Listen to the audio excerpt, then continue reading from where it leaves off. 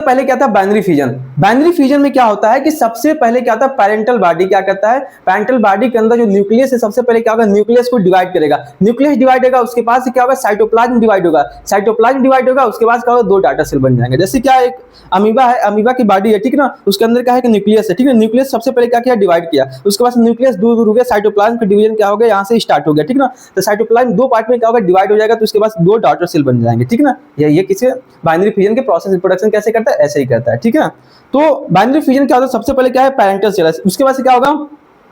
DNA duplicate करेगा ठीक है ना, उसके बाद से साइटोप्लाज्म डिवाइड करेगा, उसके बाद क्या होगा टू डाटा सेल बन जाएगा ठीक है ना। जो ओरिजिनल सेल होता है, जो शुरुआती हिस्सा जो सेल होता है उसे हम लोग क्या कहते हैं लोग पैरेंटल सेल कहते हैं लोग, और जो दो नया बनेगा उसे हम लोग क्या कहते हैं लोग डॉटर सेल कहते हैं लोग ठीक है।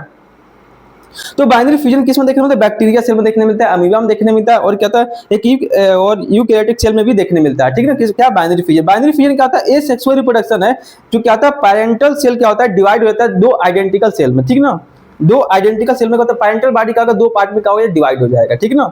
और each cell potency to grow to the size of origin से, मतलब कि क्या होगा कि एक पैरेंटल बॉडी है क्या करेगा डिवाइड करेगा, दो छोटे छोटे पार्ट में डिवाइड होगा, उसमें डाटा सेल कहते हैं, और फिर से ये छोटा वाला क्या होगा मैच्योर हो जाएगा, किसमें कन्वर्ट हो जाएगा बड़ा, मैच्योर होकर क्या होगा ओरिजिनल साइज में आ जाएगा ठीक है। यही होता है कि बाइनरी फ्यूजन जो होता है क्या होता है बाइनरी फ्यूजन से जो क्या कहते हैं रिप्रोडक्शन करते हैं इसी तरह करते हैं ठीक है।